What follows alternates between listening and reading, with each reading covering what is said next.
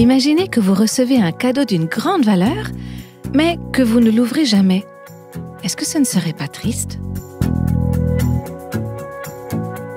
Dieu vous a donné un ou plusieurs dons spirituels. Je ne parle pas simplement d'un talent naturel. Ce n'est pas une capacité particulière. Je parle ici d'un don spirituel que Dieu vous donne, que vous avez en tant que membre du corps de Christ. Et c'est important que vous puissiez trouver où exercer ce don au sein de votre Église.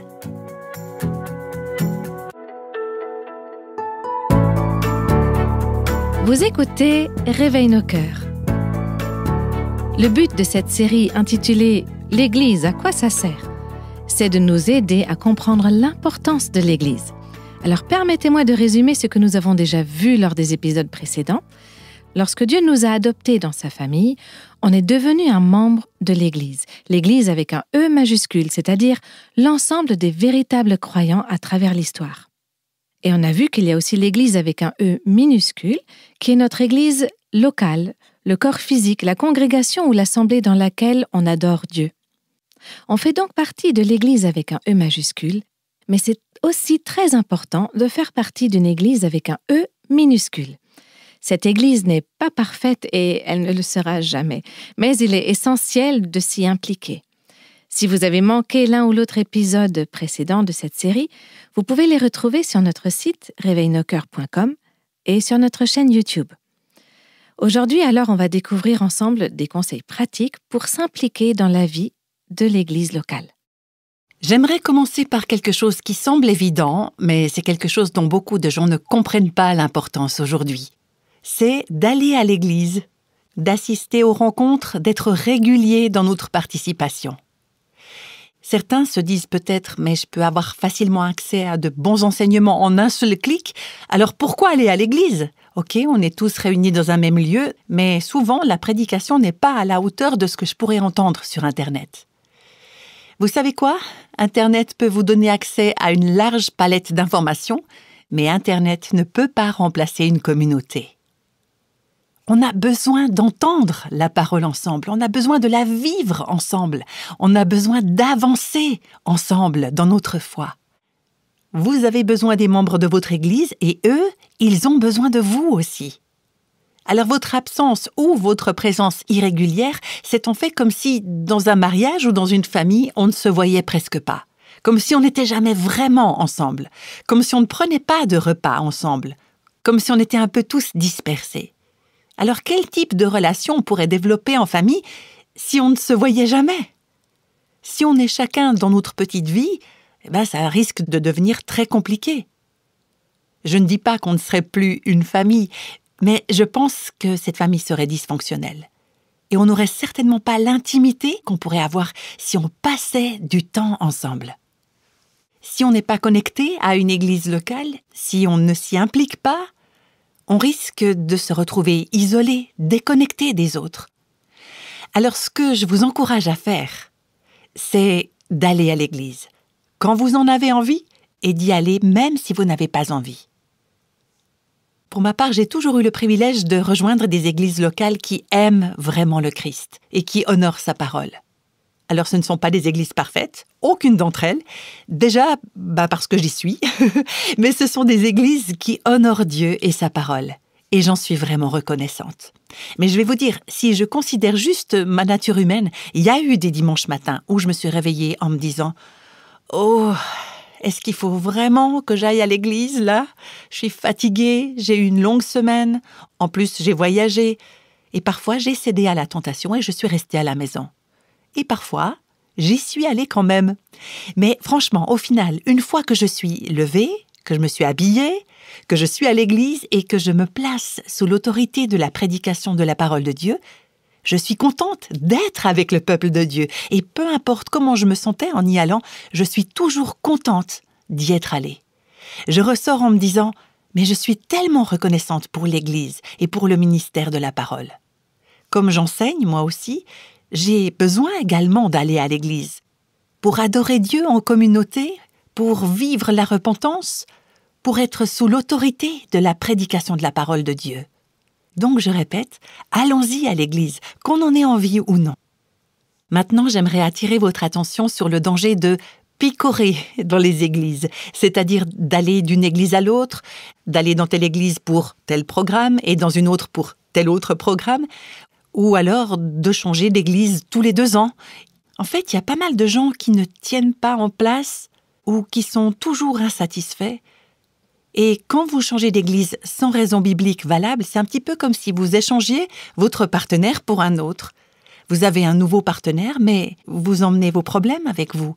Ou alors vous laissez certains problèmes, mais vous allez en trouver d'autres. Alors je vous encourage à trouver l'endroit où Dieu vous conduit et de vous impliquer. À moins que Dieu ne vous pousse à partir pour des raisons bibliques, et on en parlera avant la fin de cette série, restez dans votre église, persévérez, allez-y régulièrement et fidèlement.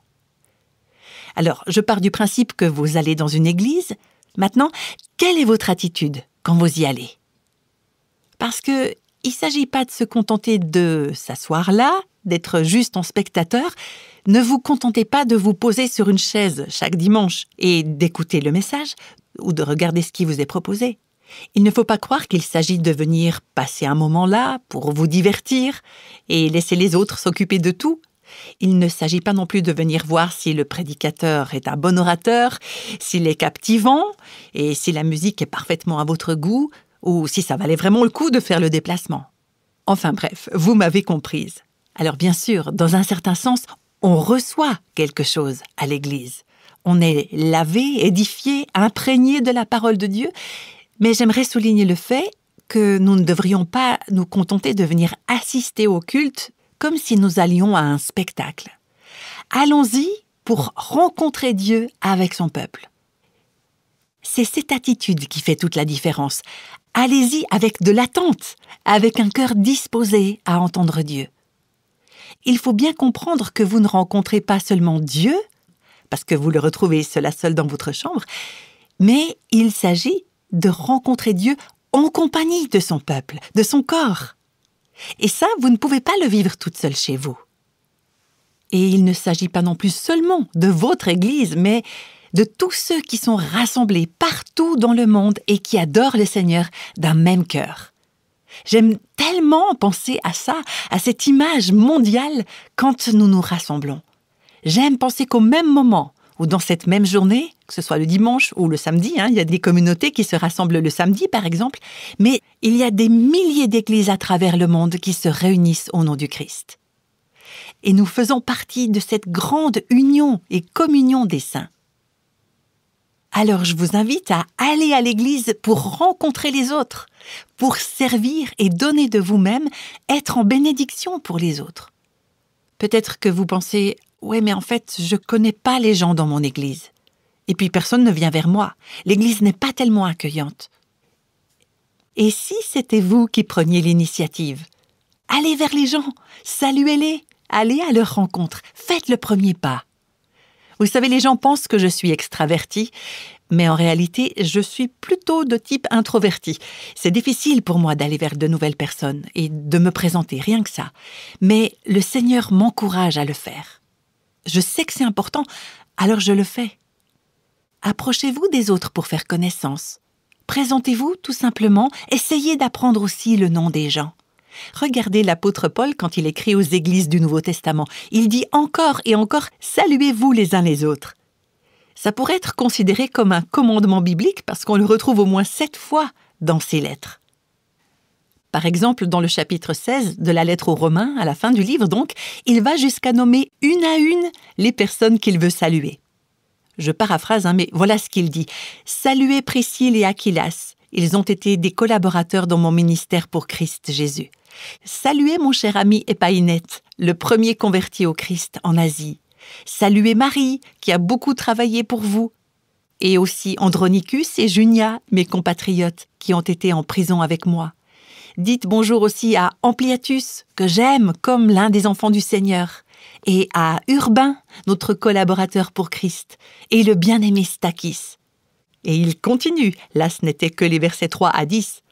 Et il termine avec ces mots, verset 16, « Saluez-vous les uns les autres par un saint baiser. » Dans ce seul passage, Paul salue 26 personnes par leur nom. Il connaissait chacune de ces personnes.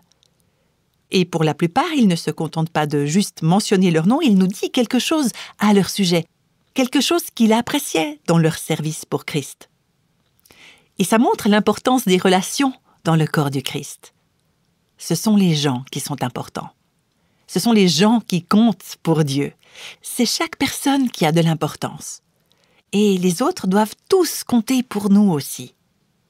Vous pouvez être sûr que toutes ces personnes qu'il a nommées, Andronicus, Ampliatus, Urbain, Épaïnète, c'étaient des gens qui avaient des besoins spirituels, qui avaient tous leurs faiblesses, leurs problèmes, tout comme nous en avons. Il n'y avait pas de super saints dans cette église à Rome, pas plus qu'il n'y en a dans votre église ni dans la mienne. Et même quand il écrit à l'église de Corinthe, qui était déchirée par des conflits, par une certaine sensualité et des confusions doctrinales, Paul dit à la fin de sa deuxième lettre aux Corinthiens, chapitre 13, « Saluez-vous les uns les autres par un saint baiser.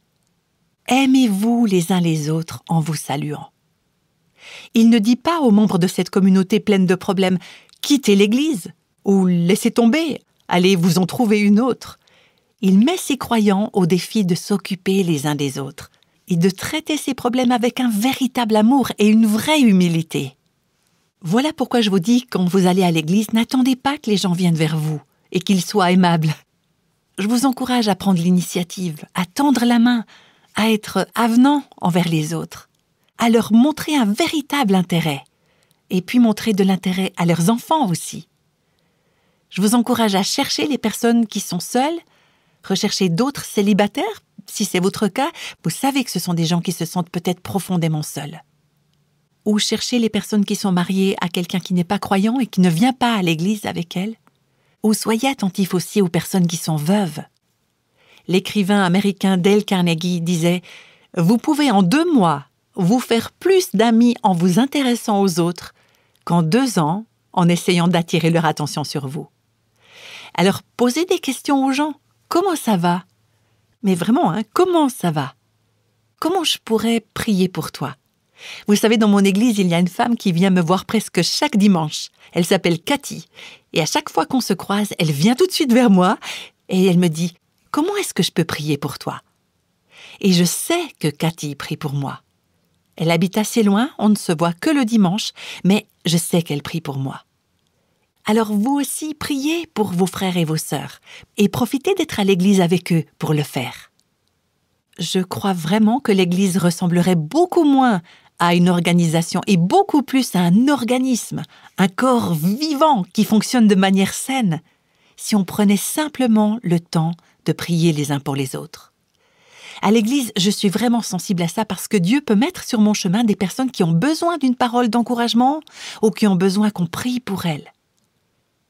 Je crois que c'est important de ne pas se contenter de croiser les gens, de les saluer en marmonnant un peu, comme on le ferait quand on croise quelqu'un dans la rue, mais prendre le temps d'aller vers eux et de leur demander « Comment est-ce que tu vas?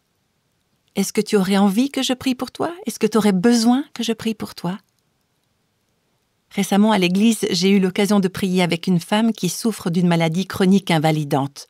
C'est une jeune femme et sa situation entraîne beaucoup de pression sur toute sa famille. On a pris le temps, là, dans l'entrée de l'église, de prier pour elle. Et j'ai eu l'occasion aussi de prier avec une future maman. La date de l'accouchement approchait. C'est une femme qui avait déjà beaucoup d'enfants, elle était épuisée et la fin de sa grossesse lui pesait. Et on a discuté avec elle dans le couloir et on a pu prier pour que la grâce de Dieu soit sur elle et sur son bébé pendant la semaine qui s'ouvrait. J'ai aussi eu la chance la semaine dernière de prier avec une autre maman qui était épuisée. Son mari traverse une période difficile, toutes sortes de remises en question par rapport à sa carrière. Et là encore, on a pris le temps de prier. Ça n'a pas duré longtemps, juste quelques minutes. Un dernier exemple, une autre femme qui m'a dit « J'ai besoin de te parler, est-ce que tu aurais un petit peu de temps ?» Et c'est l'après-midi que j'ai pu la rappeler et elle a partagé avec moi sa souffrance au sujet de son fils qui fait des choix douloureux. Elle était complètement abattue et on a pu échanger et prier ensemble. Alors peut-être que vous vous dites « Ah, moi, je me sens pas très à l'aise pour faire ça. » Vous savez quoi? Vous ne vous sentirez jamais à l'aise pour le faire jusqu'à ce que vous le fassiez. C'est beaucoup plus simple que ce que vous imaginez. Il n'y a pas besoin de faire de belles prières très éloquentes, pas besoin d'être une grande leader ou une enseignante ou une super sainte. D'ailleurs, qui est super saint? Dites simplement « Est-ce que je peux prier pour toi ?» Et avec les mots qui sont les vôtres, confiez cette personne à la grâce de Dieu. Quand vous allez à l'église, profitez-en pour bénir les autres. Bénissez ces jeunes mamans qui sont entourées de leurs enfants qui ne les laissent pas tranquilles une seconde. Vous pouvez leur faire tant de bien en leur disant « C'est tellement encourageant de te voir avec ta famille ». Prenez un petit peu de temps avec leurs enfants. Vous pouvez les bénir comme Jésus l'a fait. Vous savez, quand il y a ces petits bouts de chou autour de moi, j'aime les saluer ou les prendre dans mes bras et aussi les bénir au nom de Jésus. C'est comme ça que nous sommes le corps de Christ. En se saluant les uns les autres, en s'encourageant les uns les autres, en priant les uns pour les autres, en manifestant un intérêt sincère pour les autres. Vous imaginez si tout le monde faisait ça? Ou même simplement si une majorité le faisait dans nos églises? Peut-être que vous me direz « Alors là, on en est loin ». Mais même si vous êtes la seule personne dans votre église à le faire, ça vaut la peine. Allez vers les gens. Et vous allez voir, ça va les aider à ne plus se contenter de relations superficielles. Même pendant la semaine, vous pouvez vous fixer comme objectif de créer du lien avec au moins une personne de votre église. Je ne suis surtout pas en train d'être dogmatique ou d'imposer une règle ou quoi que ce soit, mais je vous encourage à fixer un petit objectif. Par exemple, un coup de fil, ou un déjeuner, ou une sortie au parc avec les enfants. Avoir comme objectif de prendre des nouvelles d'une personne de votre église une fois par semaine et de ne pas attendre le week-end. On a besoin de s'encourager mutuellement. Bien sûr que Dieu ne nous appelle pas à contacter tout le monde. Contactez simplement les personnes qu'il vous met à cœur. Les personnes que Dieu place sur votre chemin à l'église. Quand on est attentif à ça, on devient une bénédiction pour les autres. Et vous savez quoi? Je suis certaine que quand vous rentrerez chez vous, vous allez vous dire « Waouh, j'ai été bénie! Dieu m'a bénie alors que je tendais la main et que j'ai béni les autres. » Quand j'étais en train de travailler sur cette série, je discutais avec des amis qui aiment le Seigneur. On parlait de l'Église et on a eu une conversation très honnête sur certains des défis qui sont liés à l'Église. Parmi nous, il y en a plusieurs qui font partie d'un ministère chrétien à plein temps. Et puis on est tous impliqués dans nos églises. Et à un moment donné, un de ses amis a été très honnête en disant quelque chose comme ça. On sait tous que l'Église est une famille et que nous sommes frères et sœurs, mais souvent, franchement, nos relations à l'Église sont tellement superficielles. Et il a ajouté, j'ai l'impression d'avoir plus de relations, de véritables relations avec mon voisin qui n'est pas croyant. Ça fait vraiment réfléchir cette constatation, parce que c'est une réalité pour beaucoup d'entre nous. Et c'est justement ce qui me fait dire que ce n'est pas suffisant d'aller s'asseoir à l'église pendant 1 heure ou 1 heure et demie par semaine, aussi important que ce soit. On a besoin de plus pour développer notre communion les uns avec les autres, pour cultiver des relations authentiques dans le corps du Christ, dans nos églises locales. Et du coup, je vais aller un petit peu plus loin et vous donner quelques idées pour pouvoir développer des relations fraternelles et s'impliquer dans la vie de l'Église. Tout d'abord, je dirais que c'est important de s'impliquer dans un petit groupe si c'est possible, là où vous pourrez développer des relations plus proches qu'avec les 100 ou les 1000 personnes présentes, en ce qui concerne les grandes églises, le week-end. Il se peut que votre église n'ait pas d'espace en petit groupe, mais peut-être qu'il y a le culte de l'enfance, l'école du dimanche, ou une étude biblique, ou un groupe de vie de l'église, un ministère en particulier.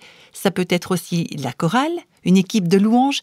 Il y a certainement plusieurs possibilités de s'impliquer dans un petit groupe où on peut établir des relations plus personnelles. Et j'aimerais juste préciser aussi que ce n'est pas nécessaire que tout le monde dans ces petits groupes soit de la même génération. Au contraire, je pense que c'est vraiment très précieux d'avoir un mélange des générations. À mon sens, ce n'est pas très sage de structurer une église en regroupant les membres selon l'âge, la situation de vie ou les intérêts des gens. Sinon, vous aurez tous les jeunes couples mariés d'un côté, tous les célibataires d'un autre, tous les étudiants et les lycéens ensemble. Je ne dis pas qu'il n'y a pas de place pour ça, mais on a aussi besoin d'interagir avec celles et ceux qui sont dans une période de vie différente. J'ai besoin des personnes âgées de mon église, et elles ont besoin de moi. J'ai besoin des enfants, j'ai besoin des jeunes, j'ai besoin de ceux qui sont mariés. C'est important de mélanger les célibataires et les personnes mariées et d'avoir plusieurs générations dans un même groupe. C'est comme ça qu'on peut apprendre et grandir ensemble. Ça fait partie de l'essence d'une famille, de regrouper différentes générations et différentes étapes de vie. Parfois, les jeunes mamans, vous imaginez pas combien je les ai à cœur. Elles entrent dans des périodes qui vont être épuisantes pour elles. Ça va être difficile. Et elles auront besoin de femmes plus âgées, dont les enfants ont grandi, pour être à leur côté et leur dire « Tu vas y arriver, tu verras, ça va aller ». Elles ont besoin d'encouragement. C'est pour ça que c'est important de s'impliquer et de trouver un espace pour ce type d'échange. Il y en a parmi nous qui fréquentent ce qu'on appelle des méga-églises. Ces énormes églises qui ont des tonnes de programmes et d'activités. Ces églises ont des avantages, elles ont des forces, elles offrent des occasions que n'ont pas des églises plus petites. Mais croyez-moi, un des dangers, c'est que vous disparaissiez simplement dans le décor. Vous pouvez vous fondre dans la masse, aller dans cette église sans que personne ne remarque votre présence. Il n'y a pas longtemps, j'étais dans une de ces églises, une église où il y a un pasteur qui aime le Seigneur et qui prêche fidèlement la parole de Dieu. Et il y a dans cette église, ce que je trouve tellement important, le fait d'avoir ces petits groupes qui sont très actifs. Mais je sais qu'il y a des gens qui n'y vont que pour le rassemblement du dimanche matin ou celui du samedi soir. Et c'est là que je me dis, mais si une de ces personnes qui n'est là qu'une fois par semaine et qui ne s'implique pas dans la vie de l'église, si cette personne-là s'effondre, qui saura qu'elle a un problème ou que sa vie est en train de tomber en ruine? Qui viendra à son aide? Qui viendra l'aider à grandir? Vous comprenez l'importance de vous intégrer dans une communauté de croyants au moyen d'un groupe plus restreint? Ça ne veut pas dire que vous devez fréquenter une petite église, parce que vous pouvez aller dans une petite église sans vraiment connaître les gens et sans avoir des relations plus personnelles, justement. Dans tous les cas, c'est important de s'assurer d'avoir cette communion plus profonde et authentique avec certains frères et sœurs. On a besoin de cette communauté, on a besoin de connexion, de relations fraternelles. Pour grandir, on a besoin de redevabilité, de responsabilité, de discipline, de structure. On a besoin de tout ça. Et c'est dans le cadre de ces interactions plus personnelles que c'est possible. Ensuite, quand vous vous intégrez dans l'Église, demandez au Seigneur à quelle place vous devriez servir. Dieu vous a donné un ou plusieurs dons spirituels. Je ne parle pas simplement d'un talent naturel. Ce n'est pas une capacité particulière. Je parle ici d'un don spirituel que Dieu vous donne, que vous avez en tant que membre du corps de Christ. Et c'est important que vous puissiez trouver où exercer ce don au sein de votre Église. Il y a un sondage qui a été fait sur le site américain de Réveil nos cœurs. L'objectif, c'était de connaître le sentiment des gens par rapport à l'Église. Et c'était très intéressant de voir combien d'entre eux ont remarqué que dans l'Église, c'est souvent un petit groupe qui fait tout le travail et qui est épuisé, et que le reste n'est pas impliqué et n'est pas non plus béni. C'est le principe du 80-20. 80% du travail est accompli par 20% des personnes. Mais ça ne devrait pas être comme ça dans l'Église. Voilà ce qu'on peut lire dans la lettre aux Romains, chapitre 12, verset 6. « Nous avons des dons différents selon la grâce qui nous a été accordée. » Ces dons, ils sont donnés par Dieu pour l'édification du corps. Je continue les versets suivants. L'apôtre Paul ajoute « Si quelqu'un a le don de prophétie, qu'il l'exerce en accord avec la foi. Si un autre est appelé à servir, qu'il se consacre à son service. Que celui qui enseigne se donne à son enseignement et celui qui a le don d'encourager à l'encouragement. Que celui qui donne le fasse avec générosité, celui qui préside avec zèle et que celui qui exerce la bienveillance le fasse avec joie. » Je ne pense pas que cette liste de dons spirituels soit exhaustive. C'est plutôt à titre indicatif. Il y en a certainement d'autres. Voilà pourquoi je vous encourage à trouver de quels dons Dieu vous a équipé et de chercher des domaines dans votre église locale où vous pouvez vous impliquer. Si vous ne savez pas, demandez au pasteur, demandez aux membres déjà impliqués dans l'église, demandez aux responsables des petits groupes de prier avec vous. Et ne sautez pas non plus sur la première occasion qui se présente, parce qu'il ne s'agit pas non plus de dire oui à tout. Dieu ne veut pas que vous fassiez le bouche-trou dans l'église. Pardonnez-moi l'expression. Les personnes qui font ça finissent par être surchargées et épuisées parce qu'elles disent oui à tout. Mais ce n'est pas ce que Dieu attendait d'elles. J'ai d'ailleurs récemment rencontré une nouvelle personne à l'église, une personne qui m'a dit « Je suis en train de prier pour l'instant pour demander à Dieu de me montrer comment il veut que je m'implique dans la vie de cette communauté. » Quand vous mettez vos dons au service de l'église, c'est comme ça que vous connaissez la différence entre le fait d'aller à l'église et le fait d'être l'église. Parce que vous devenez un membre actif du corps. Et quand vous allez à l'église, placez-vous vous-même et votre famille sous l'autorité, sous la direction, la protection du leadership spirituel de votre église. Le pasteur, les anciens, les diacres, selon les églises, c'est pas tellement le titre qui est important, mais c'est qu'il y ait des leaders spirituels. Et nous avons à nous placer sous cette protection et autorité spirituelle. Si vous vous demandez pourquoi j'insiste sur ce point, je vais vous le dire. Dans le ministère de Réveil nos cœurs, on reçoit beaucoup d'appels à l'aide de femmes désespérées. Parfois avec un mariage difficile, des situations de vie vraiment compliquées. Et souvent, elles ne savent pas quoi faire. Parfois, leur vie, c'est un vrai désastre. Et elles nous envoient des emails, elles nous écrivent en nous disant « J'ai besoin d'aide, s'il vous plaît, aidez-moi ». Alors on prie pour ces personnes, on envoie des mots d'encouragement, parfois aussi des ressources qui peuvent être en bénédiction pour elles, mais on essaye d'amener ces personnes à se tourner vers leur église et à aller voir le pasteur ou les responsables spirituels. Il y a certaines de ces femmes qui se trouvent dans des situations familiales très difficiles. Et ce qui me préoccupe, dans certains cas, quand je lis leurs lettres, c'est que ce sont des personnes qui n'ont pas l'air d'avoir de lien avec un corps, avec une église locale. Et je demande, où est votre église? Où est votre pasteur? Où sont les responsables de votre église? Comprenez-moi bien, je ne suis pas en train de rejeter la faute sur le pasteur ou l'église ou les responsables. Ce que je veux dire, c'est que je vois tant de personnes qui ne sont pas connectées à l'église locale. Alors, quand il y a une situation de crise, elles n'ont aucun soutien concret. Alors, elles écrivent à quelqu'un qui leur est finalement totalement étranger, quelqu'un qui travaille à Réveil nos cœurs, et là, elles se confient. Bien sûr que je suis contente qu'elle trouve de l'aide, mais on ne peut pas faire pour elle ce qui devrait se passer très naturellement dans le contexte de l'église locale. Parfois, on nous a répondu « Oui, mais les dirigeants de mon église ne font rien ».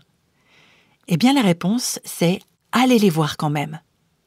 Quand on va vers les leaders et qu'on leur demande d'assumer leurs responsabilités, c'est justement ce qui peut les amener à se plonger dans la parole de Dieu et d'apprendre comment faire pour les assumer. J'en profite pour vous rappeler que nous avons chacun la responsabilité de soutenir financièrement le ministère de l'Église en fonction de nos moyens. Il vous appartient de participer financièrement à la vie de l'Église locale et il y a au moins 2 raisons à cela. Tout d'abord, selon l'Écriture, vous avez une responsabilité biblique de veiller aux besoins matériels et financiers de ceux qui ont le ministère de la parole de Dieu. Par exemple, votre pasteur et sa famille ne devraient pas avoir à compter chaque centime pour pouvoir joindre les 2 bouts. Pas besoin d'en faire les personnes les plus riches de l'Église non plus. Mais beaucoup de pasteurs que je connais sont des serviteurs très humbles qui travaillent dur, de longues heures pour une modeste rémunération. Alors, à nous de nous assurer de répondre à leurs besoins. Et non seulement on doit veiller à ce que leurs besoins soient satisfaits, mais dans le Nouveau Testament, dans Actes chapitre 4, versets 32 à 37, on a ce très beau modèle où les croyants apportent leurs ressources aux apôtres qui les distribuent à ceux qui en ont besoin. Vous savez, en tant qu'individu, on ne sait pas forcément qui sont celles et ceux qui souffrent, les personnes qui ont par exemple perdu leur emploi. On ne connaît pas forcément la personne veuve qui a des revenus limités et qui doit faire face à une dépense majeure. Mais c'est la responsabilité des dirigeants d'église de savoir ces choses-là, d'être en connexion avec les membres de cette communauté. Donc, quand je donne de l'argent au ministère de l'église locale, ce sont les responsables qui le distribuent aux personnes dans le besoin, à ceux qui travaillent pour le ministère et aux efforts missionnaires dans le monde. Je remercie Dieu pour les personnes qui soutiennent le ministère de Réveil nos cœurs et qui soutiennent d'autres œuvres qui existent pour servir le peuple de Dieu, mais je crois que c'est important de vous rappeler qu'il ne faudrait pas donner à Réveil nos cœurs si vous ne donnez pas d'abord à votre église locale. Pour ma part, en tout cas, je me suis rendu compte que plus je donne d'argent à mon église locale, plus Dieu me permet de faire des dons à d'autres ministères. Si on se base sur la dîme comme elle est présentée dans l'Ancien Testament et qu'on donne un minimum de 10% de nos revenus, je crois que l'ensemble des besoins de l'Église pourrait être satisfait, que ce soit pour les ministères ou pour les besoins individuels. Le don de soi, ça passe aussi à travers ce don qui consiste à offrir de nos ressources financières et matérielles pour être au service des autres.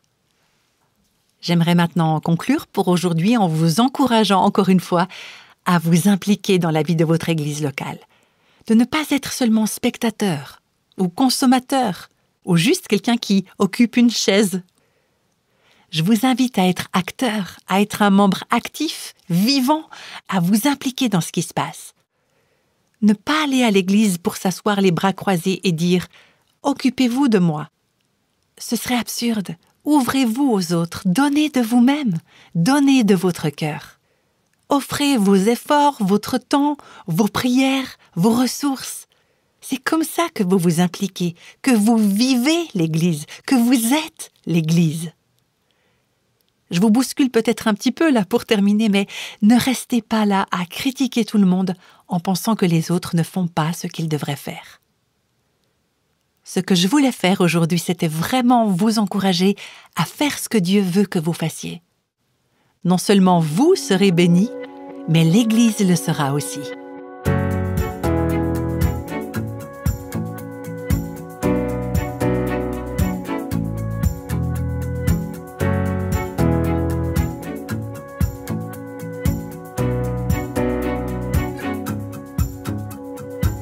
Ce ne sont que quelques conseils pratiques que nous vous proposons avec Réveille nos cœurs, mais on voit bien l'importance de veiller à nos relations. Et en plus de cette série sur l'Église, on vous encourage à étudier de manière plus approfondie les fameux « les uns les autres » des Écritures et à chercher les ressources associées sur notre site qui pourraient bien vous aider aussi. Si, au-delà de l'engagement que vous apportez dans votre Église locale, vous avez à cœur de soutenir ce ministère Réveille nos cœurs, alors c'est tout à fait possible. Il y a des indications comment faire ça sur notre site internet réveillenocœurs.com et en cliquant sur l'onglet « Envie de nous aider », vous trouverez les informations.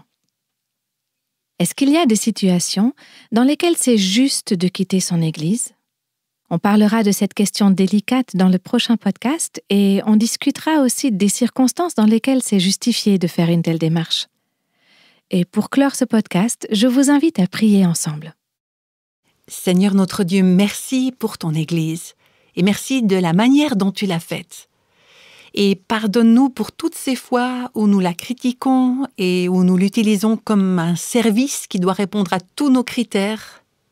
Toutes les fois où on oublie que c'est un corps dont nous faisons partie, un corps que nous sommes invités à servir. Nous voulons être sel et lumière pour le monde. Alors aide-nous, Seigneur, à vivre l'Église comme toi tu l'as prévu, pour qu'on puisse remplir notre fonction dans ce corps pour ta gloire, la gloire de notre Seigneur Jésus, la tête de ce corps, lui par qui nous avons été rachetés. Amen.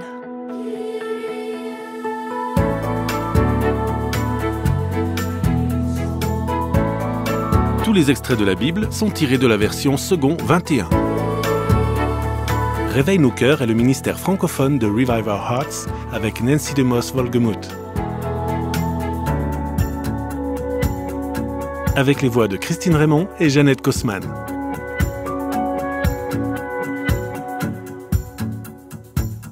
Quelle que soit la saison de votre vie, Réveille nos cœurs vous encourage à trouver la liberté, la plénitude et à porter du fruit en Christ.